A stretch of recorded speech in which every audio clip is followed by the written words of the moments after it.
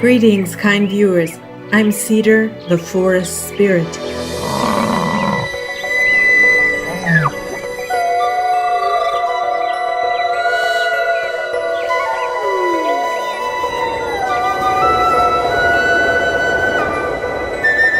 The good-hearted Native American people thank you for respecting our Mother Earth.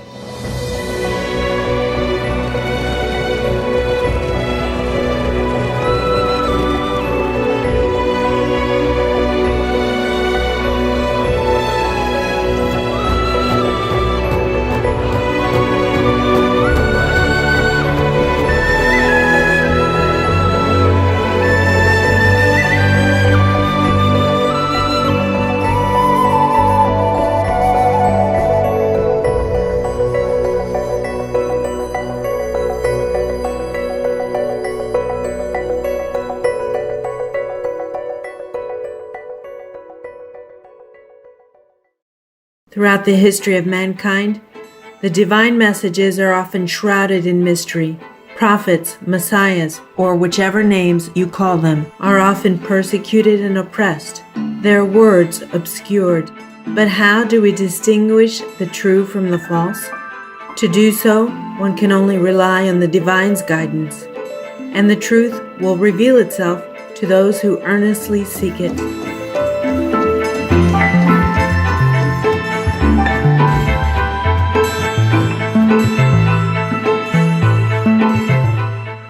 The Honorable Hereditary Chief Phil Lane Jr. is a member of the Ihanktonwan, Dakota, and Chickasaw nations.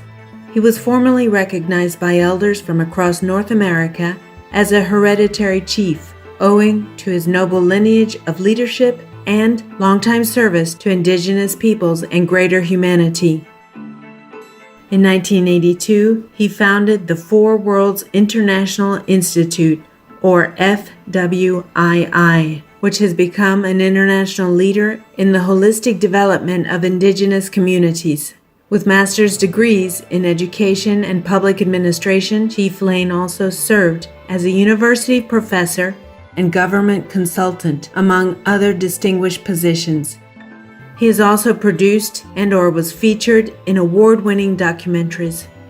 For his tireless contributions, Chief Lane has received many awards, such as the WinStar Award and the Swiss Foundation for Freedom and Human Rights International Award. Today, we are honored to introduce the Honorable Chief Phil Lane Jr., who will share some of the Native American prophecies giving great hope for our world's future. Prophecy of the Reunion of the Condor and the Eagle. Many people know it by the reunion of the condor and the eagle.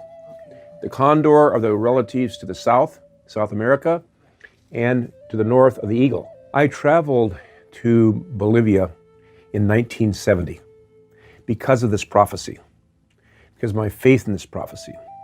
And there I had the opportunity to meet many wonderful Quechua and Aymara teachers, elders.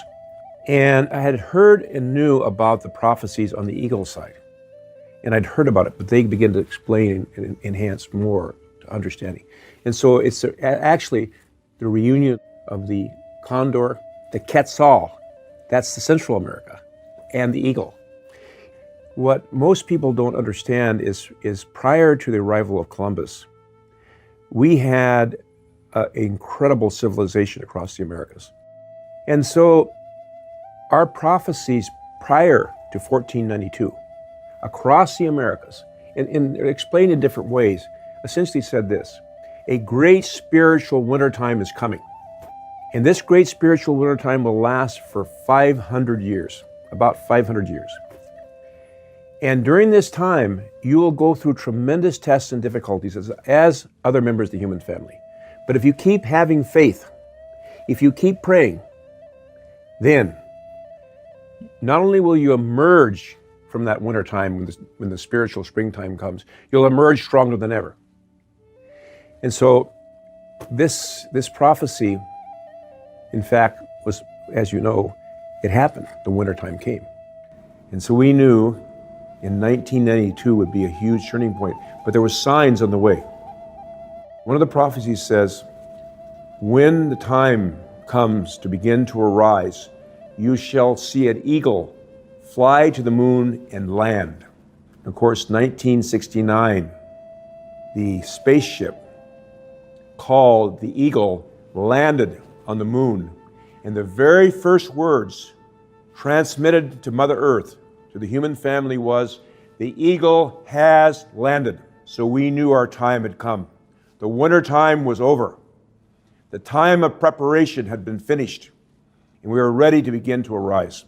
According to the prophecy, the eagle and the condor would come together and fly in the same sky. This means that people across the Americas would join efforts to bring about a great era of peace, justice, and prosperity, affecting all members of the human family. In particular, the indigenous people and supporting allies would play a leading role in this spiritual movement. Fulfilling the prophecy, since the early 1990s, interest in Native American teachings has increased, and the indigenous people have become more open to sharing their wisdom. Many constructive meetings and unified actions have been taking place all over the globe for various causes, such as reconciliation, human rights, and climate change. So, as we're beginning to unify now, stronger and stronger, and you must have heard of the Standing Rock, where we stood up at Standing Rock against that pipeline, where they had all these thousands and thousands of people, all these tribes, the biggest, well, that was just the beginning. That brought many tribes, many nations, many human beings together because they knew we were destroying Mother Earth. And so what we see unfolding is a fulfillment within what we're doing, that we're bringing back the natural laws, and we're finding others who also understand that this universe we live in is organized according to certain natural laws or guiding principles, these first principles of life. In 1975, I traveled down to a place called Sweat House Lodge. The Sweat Lodge is one of our ceremonies for purification. And there was two elders down there. Eddie Belrose was a Cree, he's passed on, beloved man, and Abe Bernstick. And all the time they were sharing all these prophecies, and I've seen them all come true. And one of the things he said to us, he said, someday, you young men will see the everywhere spirit made physically manifest on the earth. And when that day comes, you will be able to look right into the eyes of another person, and they'll be able to look at your eyes, even though you're in completely different parts of Mother Earth, and you'll be able to communicate with each other. And then he began describing every detail of the emergence of the internet and all these new technologies that are now enabling us to communicate broadly. So all these circles are coming together, just like Black Elk prophesied. All these circles are coming together. That everywhere spirit's helping us. Harmonious viewers, we'll return after a brief message. Please stay tuned to Supreme Master Television.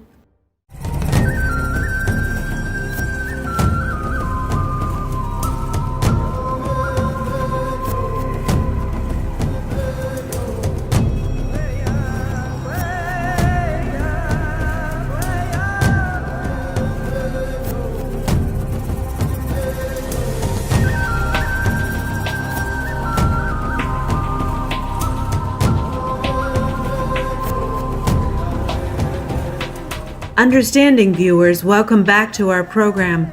We now continue our interview with Hereditary Chief Phil Lane Jr. about some of the major Native American prophecies being fulfilled today. Black Elk's Vision. One of our great visionaries' name is Hehakasapa, Black Elk. And there's a beautiful book that's been translated to many languages called Black Elk Speaks, in which he gives these great prophecies, these great visions that were given to him or shared. What he sees is where we came to in our deepest, darkest days as indigenous people, where we were almost completely devoid of any hope. But then he says, And we came to the highest mountain of all. But with all their effort, they climbed to the first level. They felt stronger. They climbed to the second level. They felt stronger even more. And to the third level, even stronger more. Until finally Black Elk said, "And I found myself standing on the highest mountain of all. And I looked down below, and I saw the sacred hoop of my people. The sacred circle of my people was a hoop of many hoops, a circle of many circles. And in the center stood a mighty flowering tree overshadowing the children of one father and one mother." And he says something so beautiful. I'm sure any spiritual wayfarer will understand what he said. And he said, "I saw more than I could understand, and I understood more than I could say, for I was seeing the shapes of all things as they should live together in harmony and unity."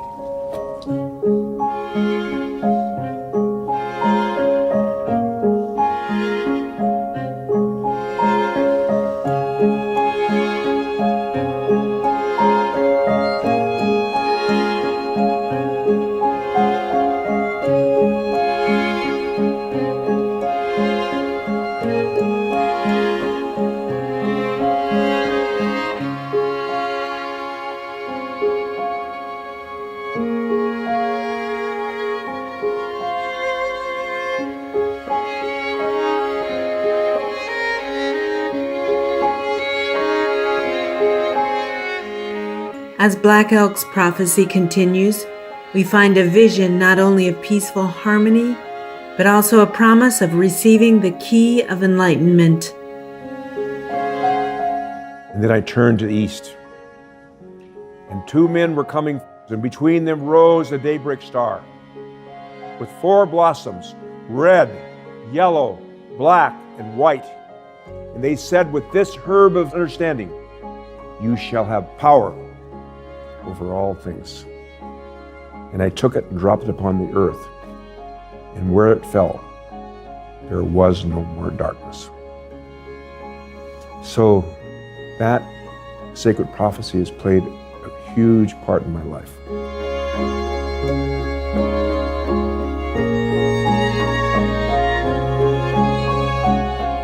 As Chief Lane has pointed out to others before, the oneness of humanity has been recognized by modern science, anthropology, genetics, etc. Clearly recognize that there is only one human race.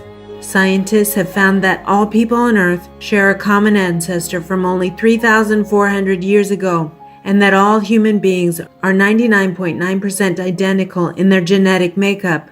This supports the native teachings that we all originally came from one father and one mother. That we're all one human family, and the hurt of one is the hurt of all, and the honor of one is the honor of all. And that is the primary message that I believe we need to wake up to, the reality.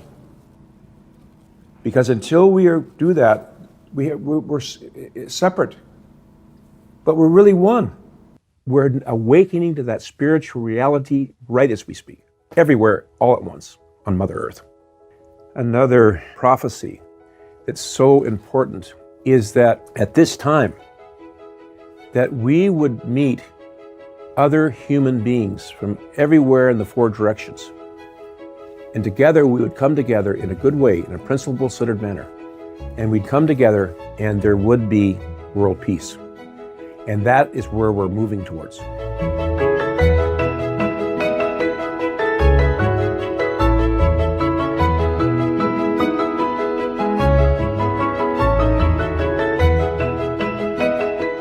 Sharing this vision of a united, peaceful global family, Supreme Master Ching Hai, for decades has been encouraging friendship among people of all cultures through many ways, from her attire and interactions while traveling the world,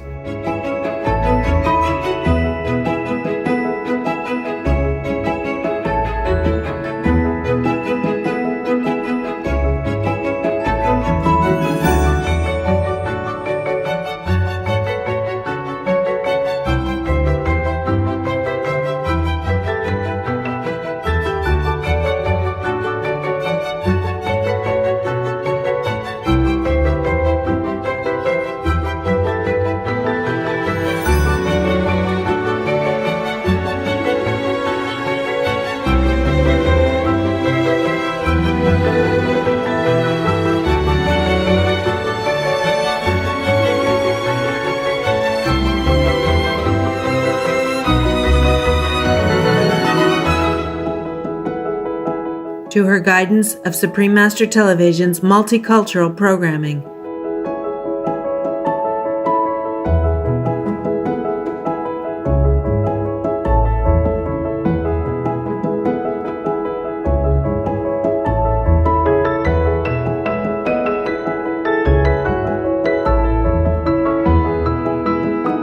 To her welcoming of the diverse ethnicities represented at our association gatherings and so on.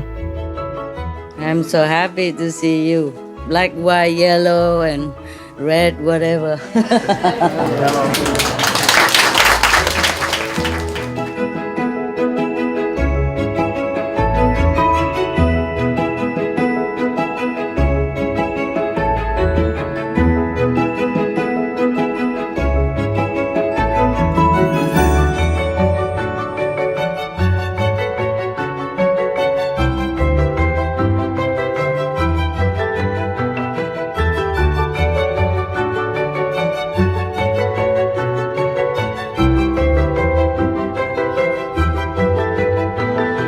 Etc.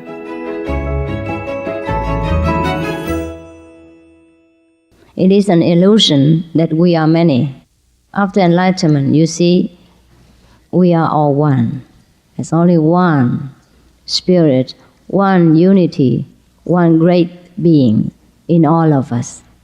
我们像每一滴水在大海里面，既然每一滴都是特别的，每一滴都是个人的，不过每一滴也是大海，所以我们不是陌生的人。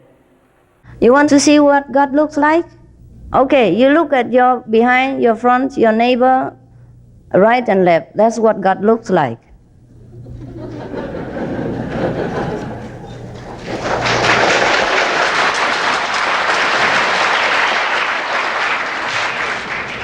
Each one of us house God inside. So treat each other as God, and you will see how much different life made day after day. Rich people, poor people, we all one. When your finger get hurt, your body feel hurt too. Peace comes when we elevate all the whole world consciousness. So don't point finger at this and that leader or this and that group. The whole world shared happiness and sorrow all together.